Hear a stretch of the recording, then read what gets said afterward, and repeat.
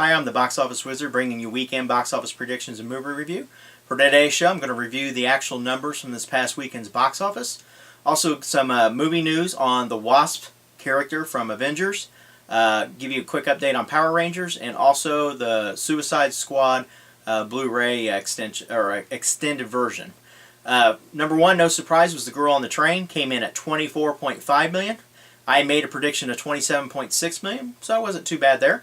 It's off to a great start at, well, I would say great, I'd say good at this number, but it only has a $45 million budget, so that's looking good for them. And you know, this movie probably will perform very well overseas as well. My understanding is that the international market, this book has been very appealing, even though it's been very popular here in the U.S. as well. So Brian had made a prediction of $25.5 million, so he was right there on it, so thanks for that prediction.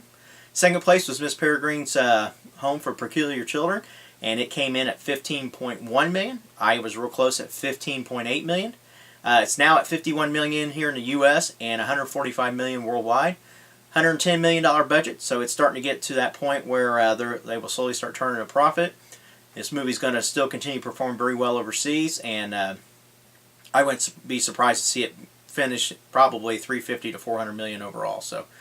Third place was Deepwater Horizon, came in right at $11.5 million. I made a prediction of $10.3 million, so I was real close there, not too bad. It's now only made $38 million here in the U.S. It's got a $110 million budget. I think this movie will struggle to make money, unfortunately, but you know, it was a great story to reflect on what happened in 2010. So. But I don't see the appeal for it being overseas very much, so I think it will struggle to make any money. Fourth place was The Magnificent Seven, came in at $9 million this weekend, so another good weekend for it. I made a prediction of $9.6 million. It's now at $75 million here in the U.S., $58 million overseas, so $90 million budget. It's not bad at $134 million worldwide now. So fifth place was Storks, came in at $8.3 million. I made a prediction of $7.7 million, so I was real close there. It's now made $50 million here in the U.S. and $106 million worldwide, so not bad for this movie. You know, it has a $70 million budget, so this, not sure how much marketing they really did with it. I do remember seeing a few commercials, but it will turn a profit, obviously, and it's just funny seeing how animated movies, some have huge budgets, some have small.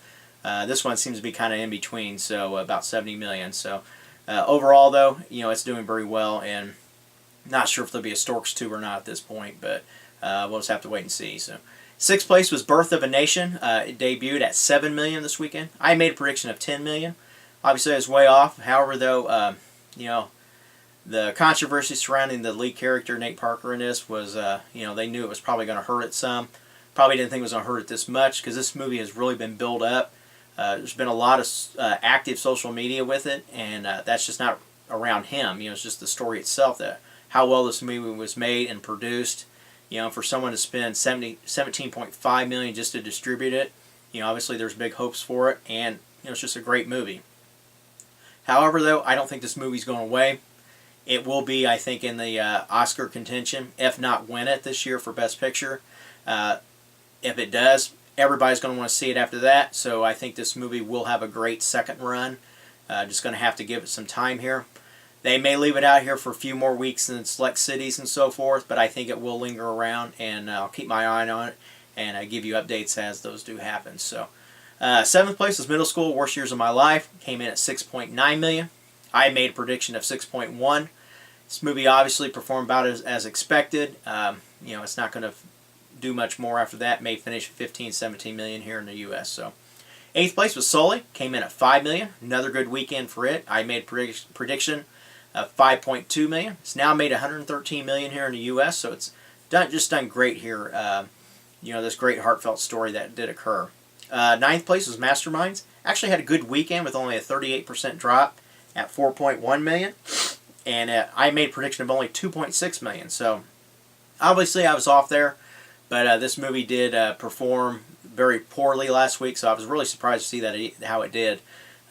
But overall, though, you know, it's at $12.8 million here in the U.S., so it may finish with about $15-17 million as well. So, and actually finished in 11th place was Don't Breathe. It was one of my top 10 picks, though. It came in at 1.4 million, and I was right there on it at 1.4 million. This movie has just performed great, and it's now made 87 million here in the U.S. Hey, movie news: the character Wasp from the Avengers. If you remember her from Ant-Man, played by Evangeline Lilly, they have given an update on her that she will not be in the next Avengers movie. However, though, I didn't know the actual title of it until I saw this article, but the next Ant-Man movie is called Ant-Man and the Wasp, and it's slated for July 6th of 2018.